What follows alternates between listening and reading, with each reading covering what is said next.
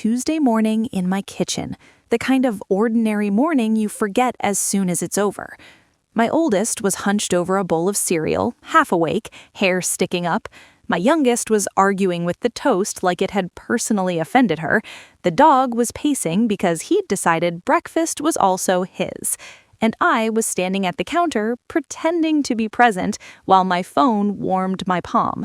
Not calling anyone, not working, just checking.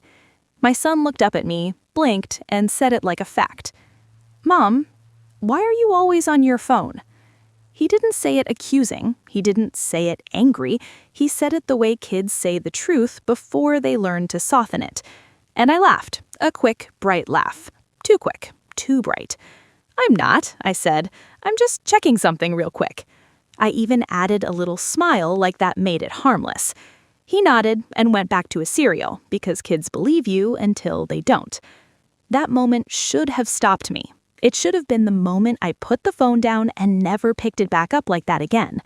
But it didn't, because by the time he asked me that question, I was already in it, already practicing the kind of disappearing you can do while your body stays in the room. And I want you to hear this part clearly, because people imagine the beginning like a dramatic temptation. They picture a sudden urge, a reckless night, an obvious boundary. It wasn't like that. It was inches. It was tiny choices that didn't look like choices. It was me learning how to keep a private door inside a public life. If you looked at me back then, you would have said I was normal. Married, 2 kids, a mortgage, a calendar full of school stuff, a laundry pile that never truly goes away, a husband who knew where the extra batteries were without asking. He's a good man. That's the sentence I keep coming back to because it makes everything else harder to admit. My husband is steady in a way I didn't appreciate until I didn't have it. He's the type who notices the trash is full and takes it out without making a speech. He's the type who walks by and rests his hand on the small of my back for half a second, like a quiet reminder. I'm here. And I loved him. I love him. Even now, saying this out loud makes my chest tighten, because love didn't save me from what I did. Love wasn't the problem. I was. Not in a villain way, in a human way. In the kind of way that looks ordinary until it isn't. Because I didn't wake up one day and decide to destroy my marriage. I woke up tired. Tired in a way sleep doesn't fix. Tired of being needed. Tired of being the one who remembers the dentist appointments and the permission slips and which kid hates which socks. Tired of hearing my name all day long like it was a rope tied around my wrist. Mom, Mom, Mom, babe, hey, do you know where... Can you help me with? And I don't say that like it's their fault. That's life. That's family. But there was this quiet part of me that started to crave something that didn't ask anything from me.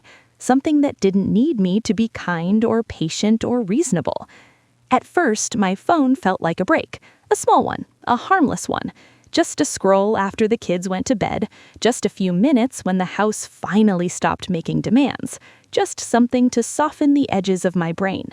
I told myself it was the modern version of zoning out in front of a TV. I told myself it was the same thing everyone does.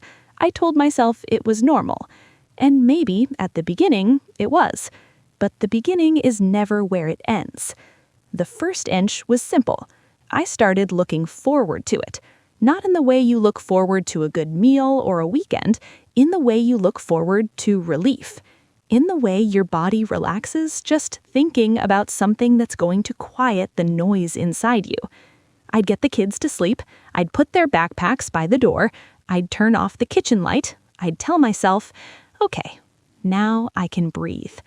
My husband would be brushing his teeth or folding something or checking the doors like he always did, and I would get into bed, slide under the covers, dim the screen down, and scroll like I was letting out a slow exhale.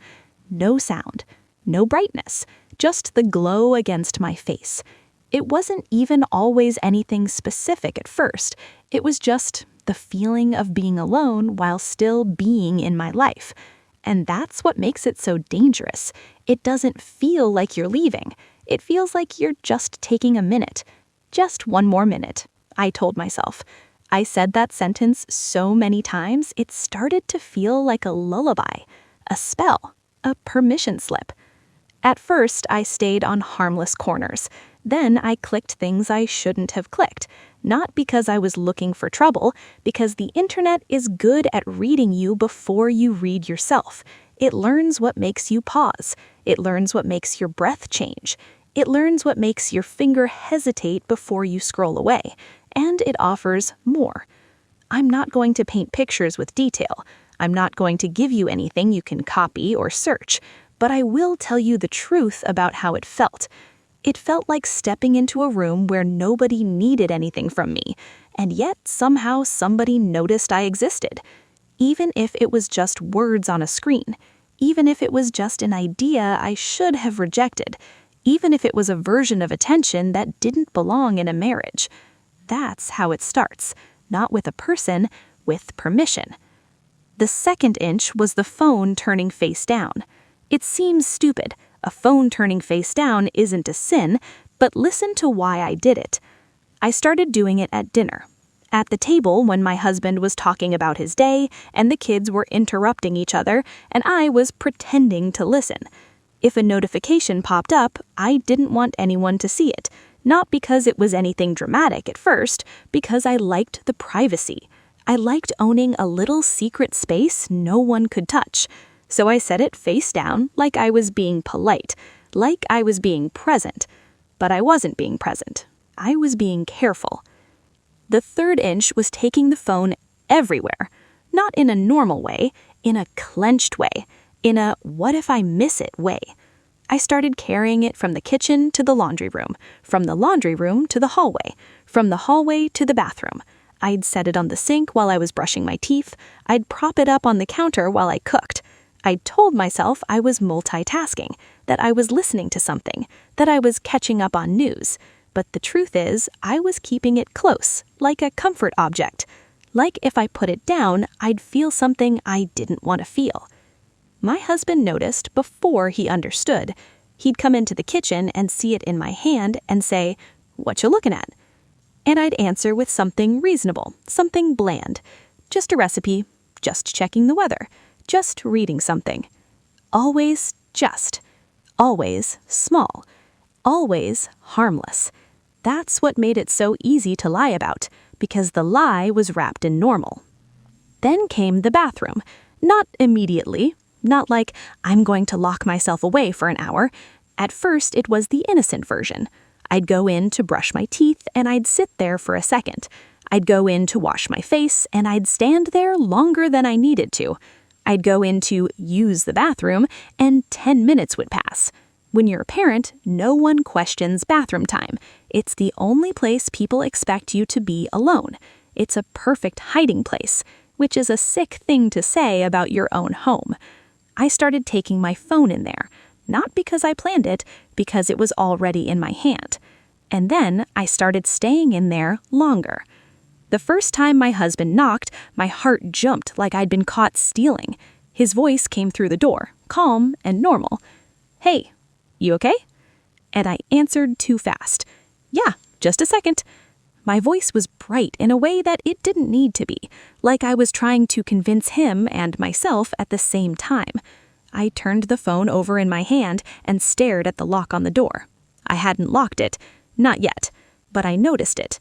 That's important, because once you notice the lock, you start thinking about how it would feel to use it. The next inch came disguised as self-care. I started saying I was going to take a shower even when I wasn't ready to, even when I didn't actually need one. I'd walk upstairs, close the bathroom door, and turn on the water. Not for the shower, for the sound. It's amazing how quickly you can train your own house to cover for you. The water running, the fan humming, the normal noises of a person taking care of themselves.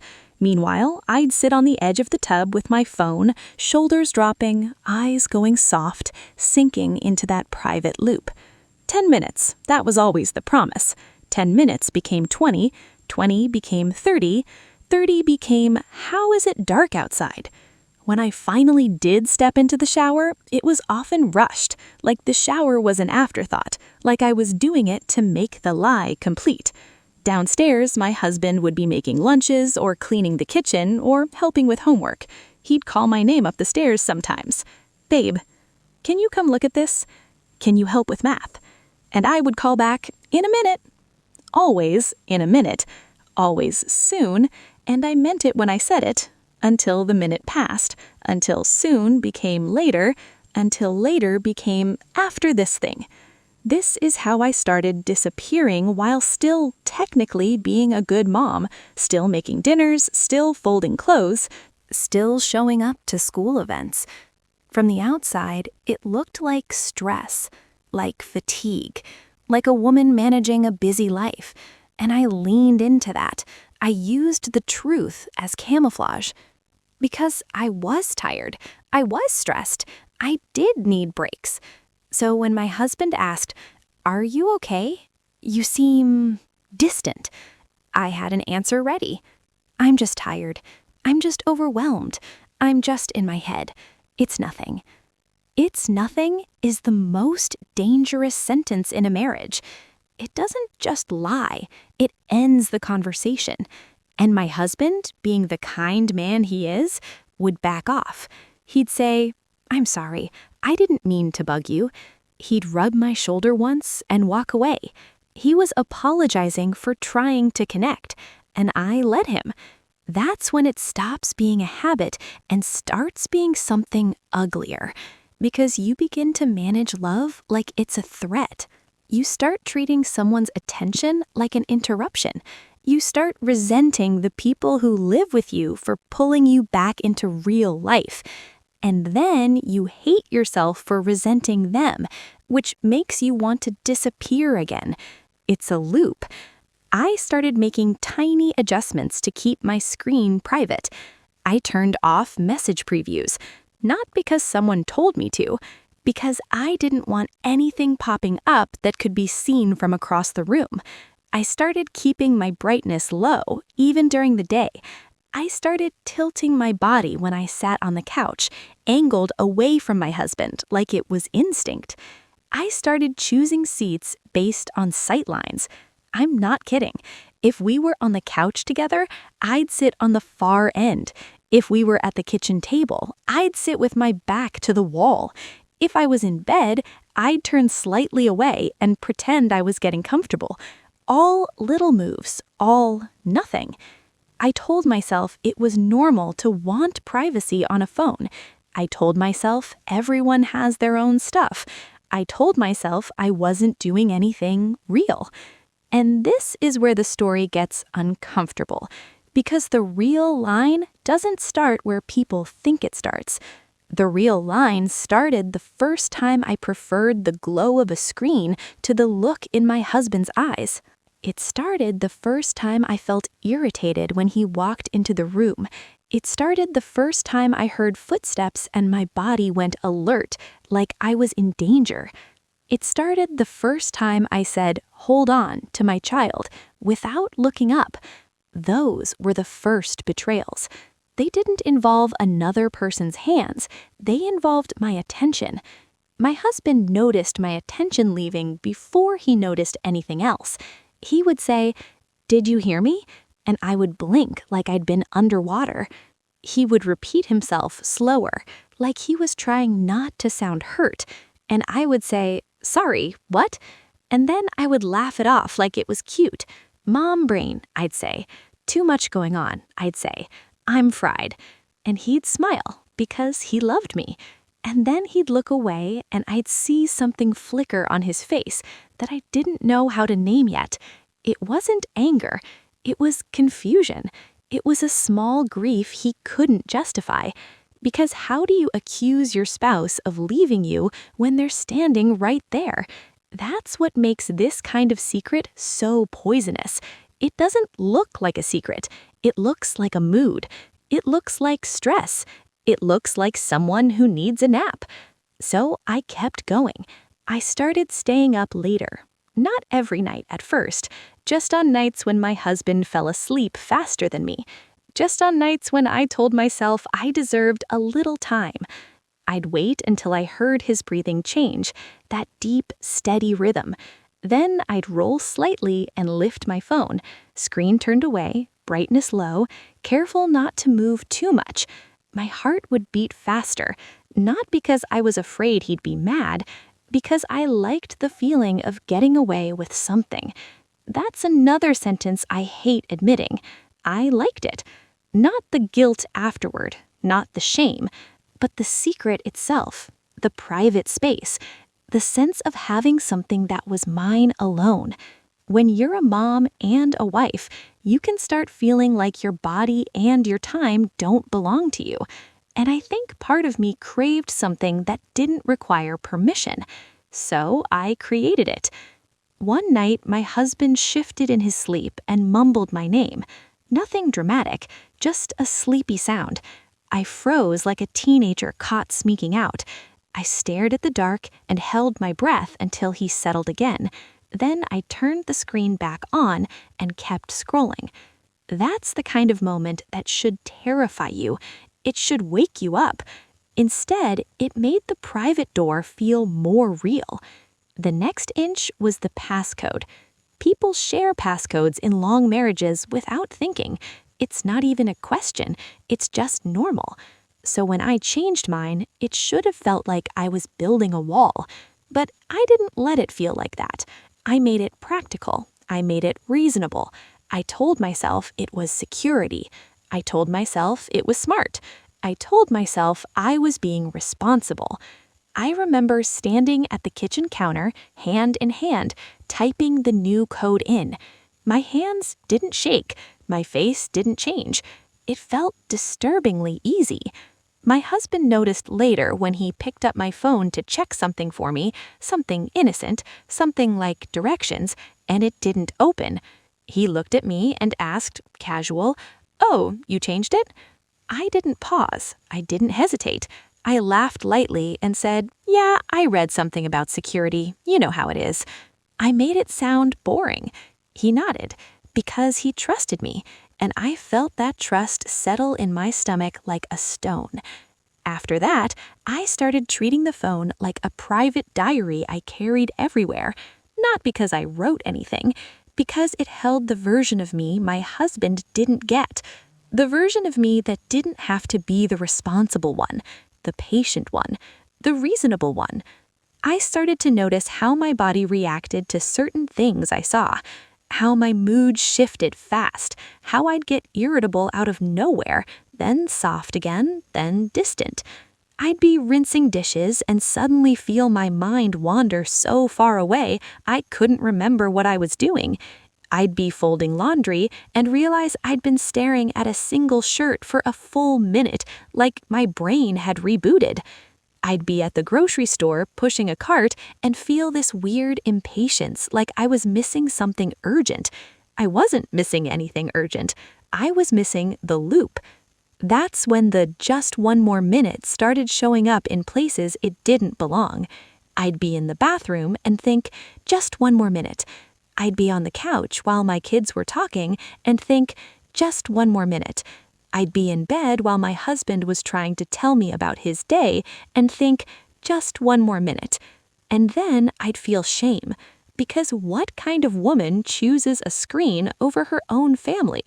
So I would compensate. I would become extra good in visible ways. I'd make my husband's favorite dinner. I'd volunteer for something at school. I'd clean the house aggressively, like I was trying to scrub away a feeling. I'd hug my kids a little longer. I'd kiss my husband's cheek and say, "I love you." And I did love him. But love with a secret in your pocket starts to feel like a performance, because you know you're not fully there, and you know the person you love can feel it, even if they can't name it. My husband started asking more gently, like he was approaching a skittish animal. He would say, "You've been far away lately."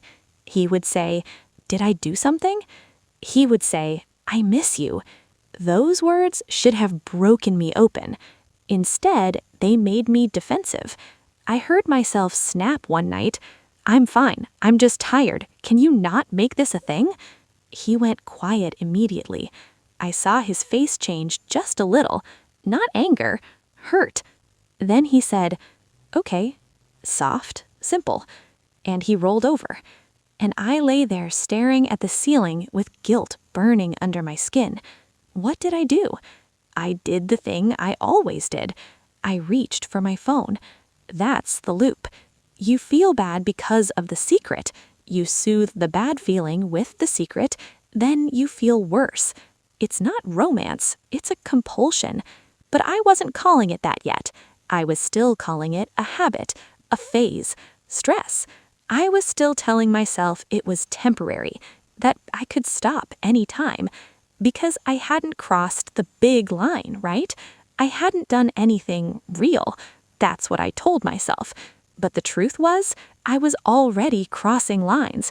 Just quiet ones, just invisible ones. The kind that don't show up until everything collapses. There was one night, small, stupid, that I think about a lot now. It was late, the house was quiet. I was on the couch, phone in hand, thumb moving. My husband came downstairs in his pajama pants and sat on the other end of the couch. He didn't say anything at first, just sat, just existed next to me. I could feel him looking at me, not in a creepy way, in a, "Are you here with me?" way. I kept scrolling. He reached over and touched my knee lightly. "Hey," he said, and I made a sound like I'd been startled, not because he touched me, because he interrupted the loop. That reaction flashed across his face. I saw it. He pulled his hand back like he'd touched something sharp. He didn't accuse, he didn't demand. He just said, "Never mind." Then he stood up and went back upstairs. And I lay there alone on the couch with my phone glowing in my hand, and I felt something shift. Because in that moment, I realized I wasn't just using my phone. I was choosing it. I was choosing it over his hand on my knee, over his quiet presence, over the ordinary intimacy of being next to someone who loves you. And I did it without even thinking. That's the moment I started to understand what I was becoming. Not a woman who occasionally scrolls, a woman who guards her screen, a woman who flinches at closeness, a woman who turns her body away, a woman who can say, "I love you," and still keep a locked door inside herself. I wish I could tell you I stopped that night, that I chased him upstairs and apologized and put the phone in a drawer and let him hold me. I didn't.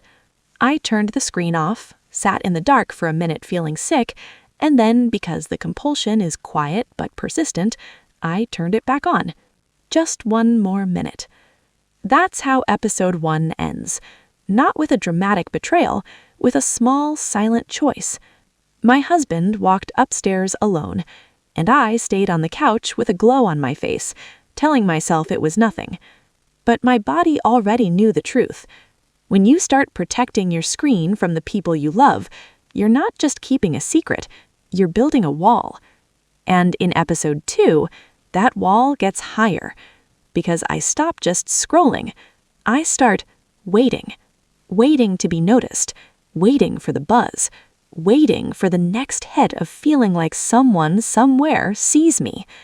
And once you start waiting for that, you start organizing your life around it, even when you don't admit it out loud.